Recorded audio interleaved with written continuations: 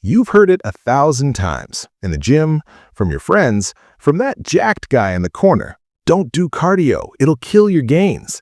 For years, lifters have been actively scared to even look at a treadmill, terrified that a single jogging session might evaporate all their hard-earned muscle. But what if I told you that was a myth? What if the very thing you've been avoiding is one of the best tools not just for your heart health, but for your gains too? A massive scientific review has finally settled the debate. The truth is, when you do it right, combining cardio and strength training is a powerful strategy to become stronger, healthier, and more muscular. In this video, I'm going to show you the science-backed way to structure your workouts correctly. We're going to dismantle the old myths and give you a clear, actionable plan to build the physique you want without sacrificing your heart or your health. The problem: where the cardio kills gains myth came from. So where did this idea that cardio is the enemy of muscle growth even come from? It's not just bro science, it has roots in actual legitimate research from the 1980s. This is where we first heard about a concept called the interference effect.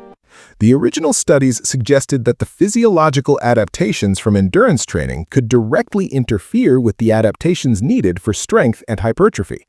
Think of it like this. Your body has different signaling pathways that tell it what to do.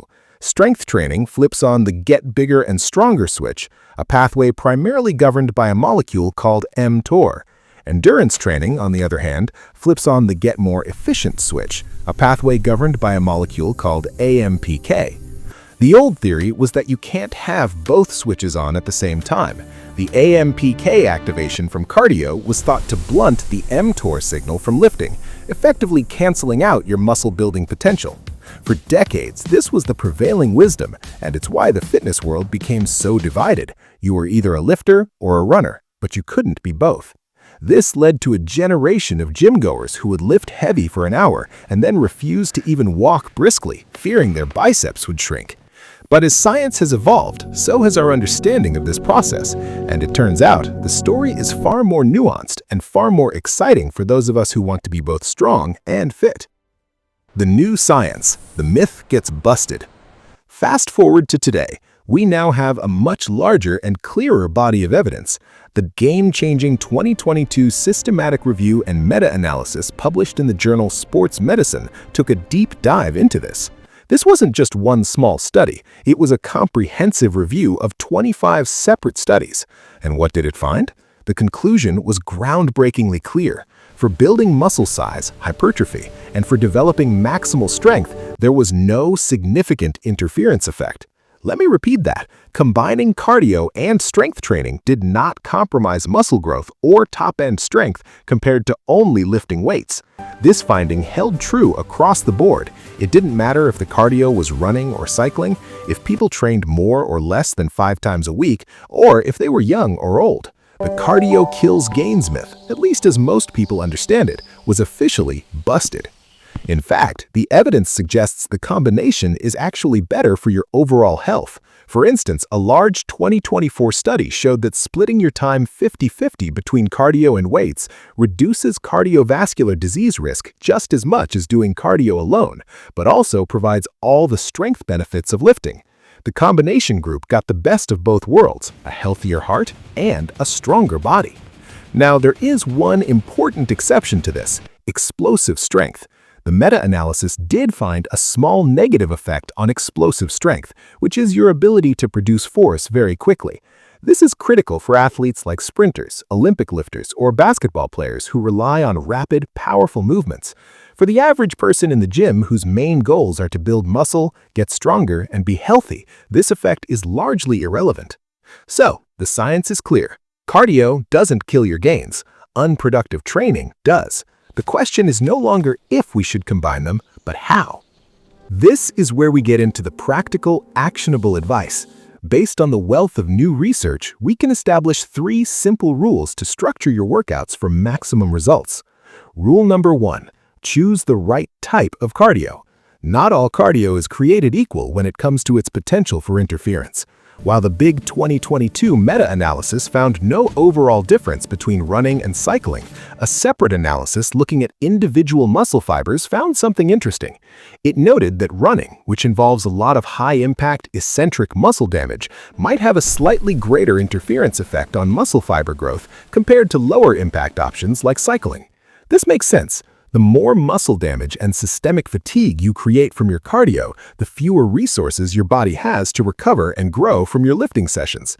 So if your primary goal is hypertrophy, it's wise to lean towards lower impact forms of cardio. This includes the elliptical, the rowing machine, the bike, or even incline walking on a treadmill. The other big debate is high-intensity interval training versus low-intensity steady state.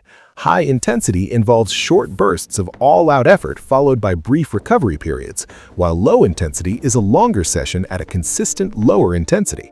Both are great tools, but for minimizing interference, high intensity may have a slight edge. Because high intensity is so time efficient, a 15 to 20-minute session can be incredibly effective. You get the cardiovascular benefits without the prolonged duration that can sometimes create competing signals in the body.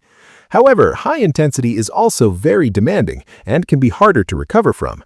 Low intensity, on the other hand, is less taxing and can even aid recovery if kept at a low intensity. The best approach? Use both. A good model is 2 low-intensity sessions and 1 high-intensity session per week. This gives you the best of both worlds without overtaxing your recovery systems. Rule number 2, get the timing right. This is perhaps the most critical factor. When you do your cardio matters. The research is very clear on 2 points here. First, if at all possible, separate your lifting and cardio sessions. The 2022 meta-analysis highlighted that the negative effect on explosive strength was most pronounced when cardio and strength were done in the same session. The general scientific recommendation is to separate them by at least 6 hours, or even put them on separate days. This allows your body to fully process the signals from one type of training without interference from the other. Your morning lift can trigger the mTOR muscle-building pathway, and your afternoon cardio session can work on the AMPK pathway, with both getting the time they need to do their job effectively. Second, if you absolutely must do them in the same workout, always lift weights first. This is non-negotiable if your goal is strength and muscle.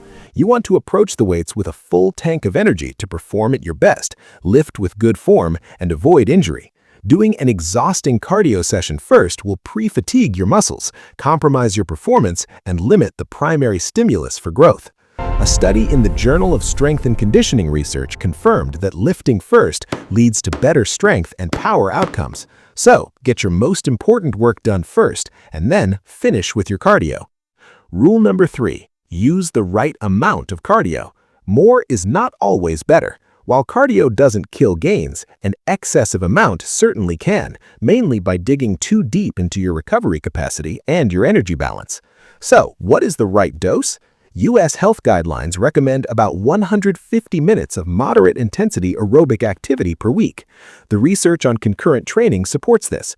Most studies show that 2 to 3 cardio sessions per week, lasting about 20 to 45 minutes, is a sweet spot. This is enough to get all the profound heart health benefits, improve your work capacity, and aid in recovery without hindering your muscle growth. In fact, having a better aerobic engine can help your lifting. Improved cardiovascular fitness means better recovery between sets. You'll be able to handle more training volume and maintain a higher intensity throughout your workout, which is a direct driver of muscle growth. The key is to view cardio as a supplement to your lifting, not a competitor. Its purpose is to improve your health and work capacity, which in turn supports your primary goal of getting stronger. Don't fall into the trap of doing an hour of intense cardio every single day on top of a demanding lifting schedule. That's a recipe for overtraining, not for gains. If you're finding this breakdown of the science useful and want more practical, evidence-based fitness advice to help you train smarter and get better results, make sure you subscribe to the channel and hit the notification bell so you don't miss a thing. So, let's put it all together. The old fear that cardio kills your gains is officially dead, thanks to a massive body of scientific evidence. Concurrent training, doing both cardio and strength, is not only possible, but it's the optimal way to train for overall health, longevity, and a well-rounded physique. Just remember the 3 golden rules. Prioritize lower-impact cardio like cycling or incline walking and use a smart mix of high intensity and low intensity. Separate your sessions by at least 6 hours when possible. If you can't, always lift first.